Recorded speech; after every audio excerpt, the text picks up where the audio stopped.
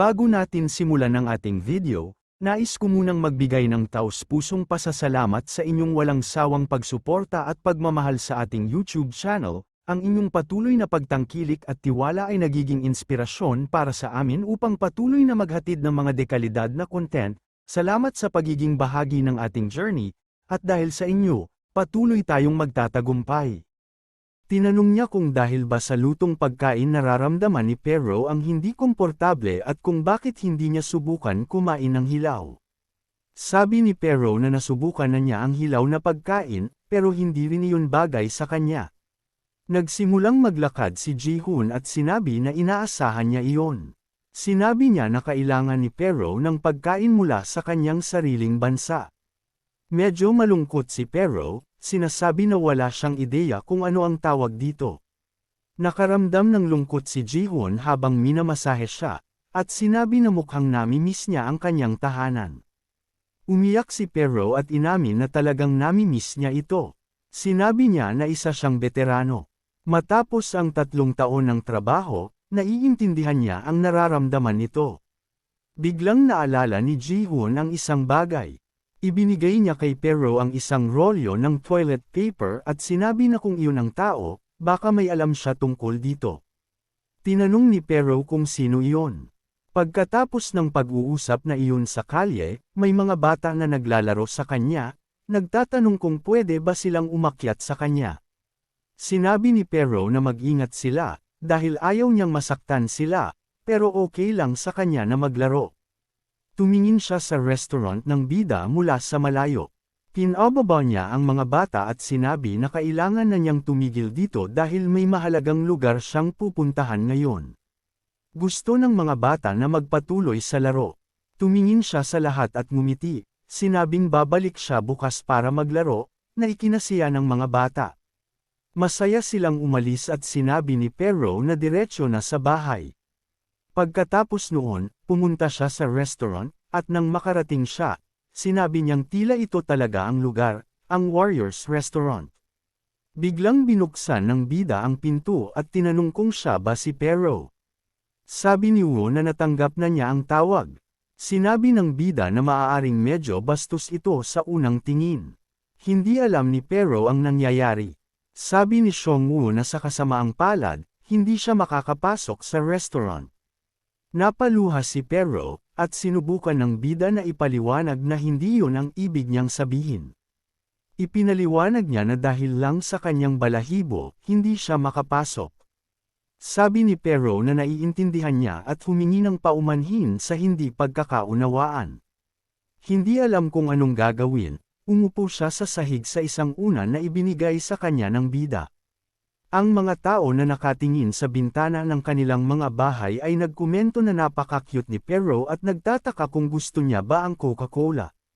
Nagsimula silang magdebate, sinasabing marahil kumakain si Pero ng mga bagay tulad ng salmon.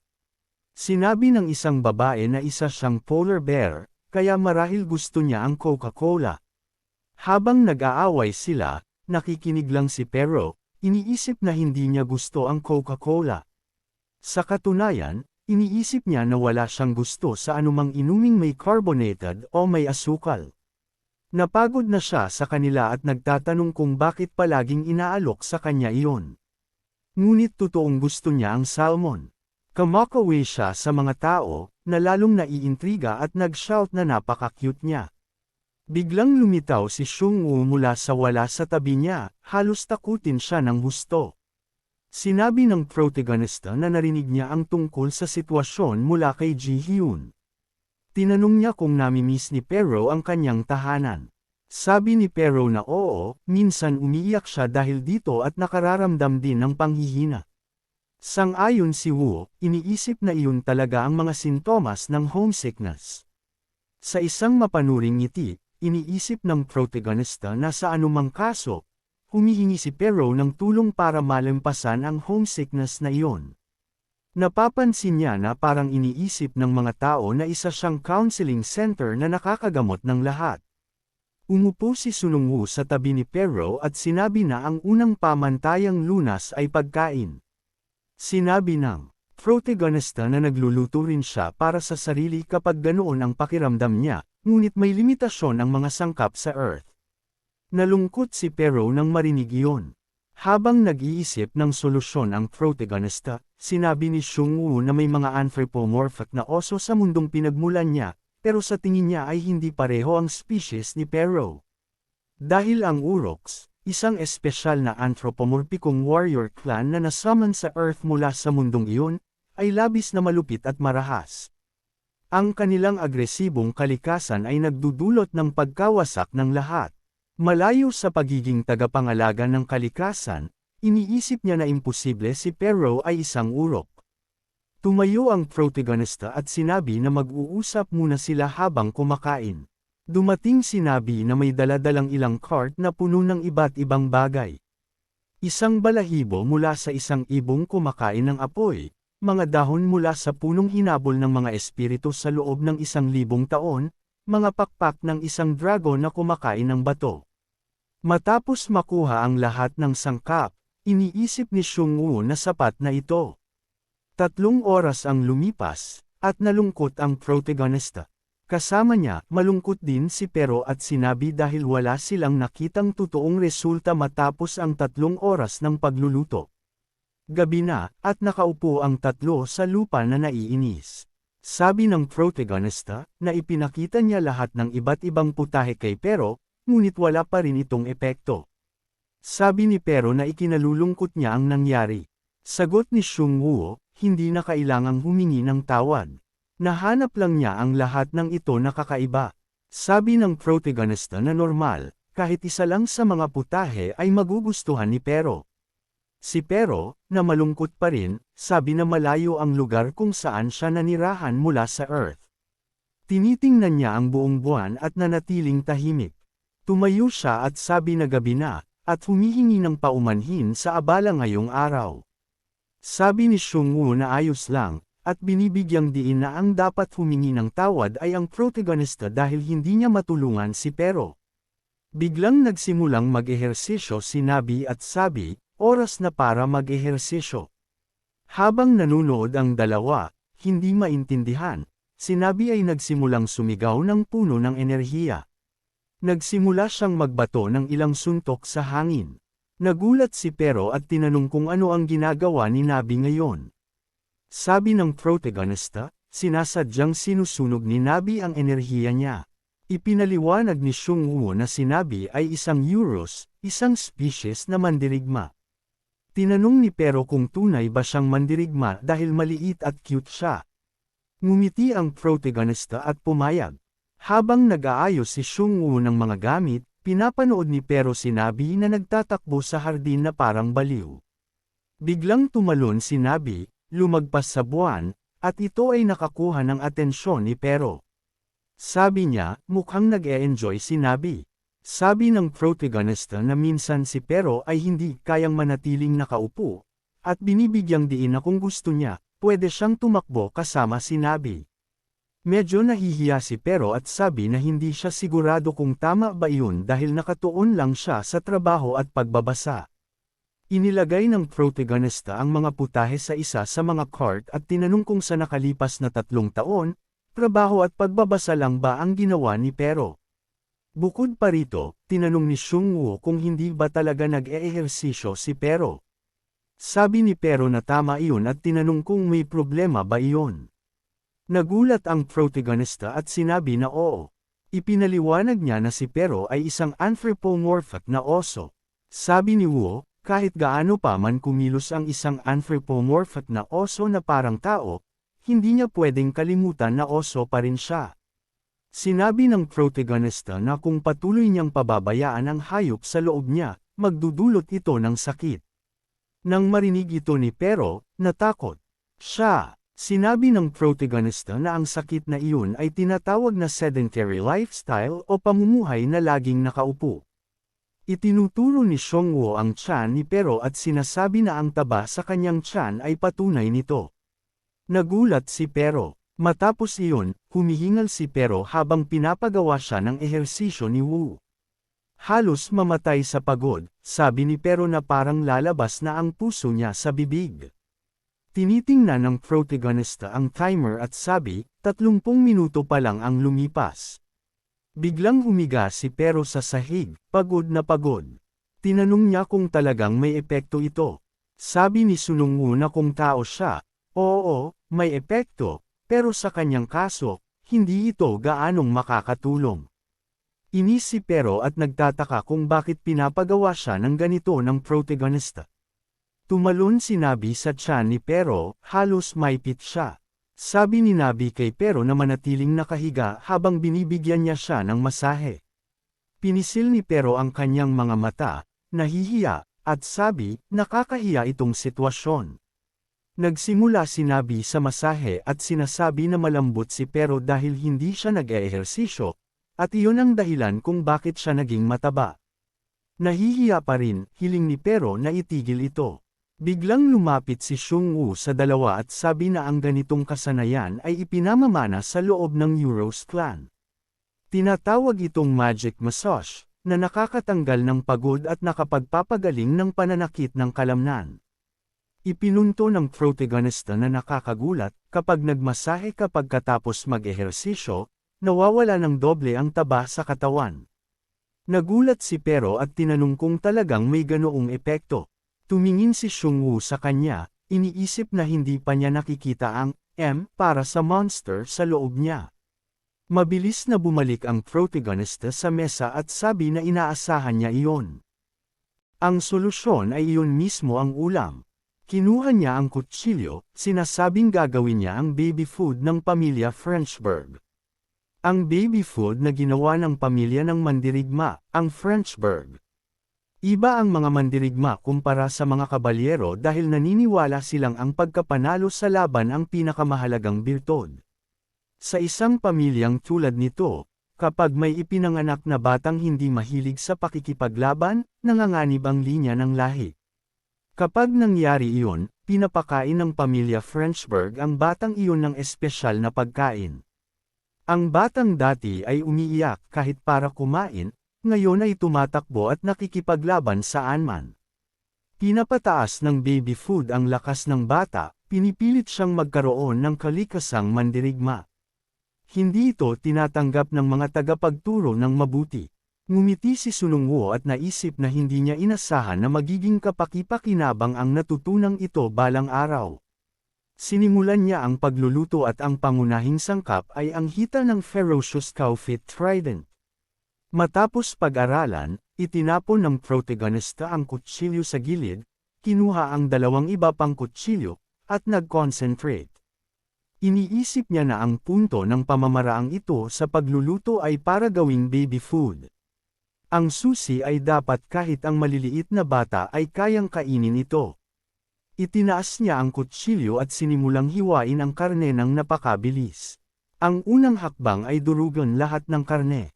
Pagkatapos ng libu-libong hiwa, naging maliit na bantan ng giniling na karne ang laman. Pagkatapos noon, pinatamis at sinimulang hugisin ang mga meatball. Nang makagawa siya ng ilang bola, sinabi niya na hanggang puntong iyon, kahit sino ay kayang gawin ito, ngunit hindi pa rin ito maaaring tawaging ulam ng pamilya Frenchburg. Hawak ni Sunungwu ang plato at sinabi, liham at enerhiya ay nagsimulang damaloy mula sa kanyang kamay at yamakap sa karne. Mahika na nagmula sa isang ice dragon. Ang base ng spell ay yellow, inilalabas ang pinakamataas na posibleng epekto. Pagkatapos niyang matapos gamitin ang mahika, tumingin siya sa protagonista at sinabi, sa wakas, gumana na. Napaka-relax ng masahe ni Nabi kaya si Pero ay nangingilid habang natutulog. Lumapit ang protagonista at hiningi sa kanya na subukan ito. Nagising si Pero ng gulat, hindi maintindihan ang nangyayari at tinanong kung ano ito. Ngumiti ang protagonista at iniabot sa kanya ang mga meatball, sinasabing pwede niyang piliin kung aling sauce ang gusto niya.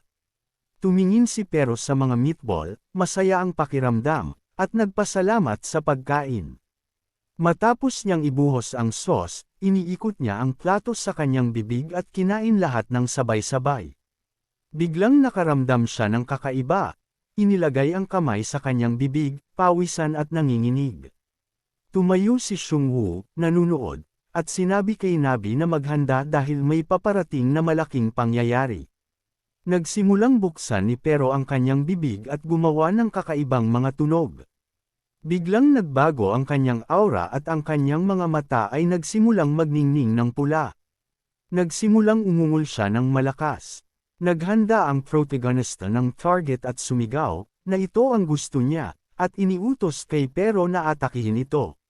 Sa isang hampas, winasak ni Pero ang target. Natuwa si Xiongwu at sinabi, ganito dapat. Iniutos niya kay Nabi na tumakbo at maglagay ng mas maraming target. Tumakbo si Nabi dala ang ilang target sa kanyang mga kamay. Tiningnan ni Pero ang mga ito at winasak lahat. Kinabukasan sa restaurant, kumakain si Ji-hoon at medyo nagulat nang sabihin na nag-leave si Pero para magpahinga. Sinabi ng protagonista na si Pero ay isang urok, kaya maayos lang siya at mabilis makakabawi. Tinanong ni Ji-hoon kung ano ang urok. Sinabi ni Woo na sila ay isang kilalang clan ng mandirigma. Natutuwa siyang marinig iyon at nagpasalamat sa protagonista sa tulong na ibinigay niya. Sinabi niya na nabanggit ni Pero na medyo hindi maganda ang pakiramdam niya, ngunit binigyang diin na nakapagpahinga siya ng maayos.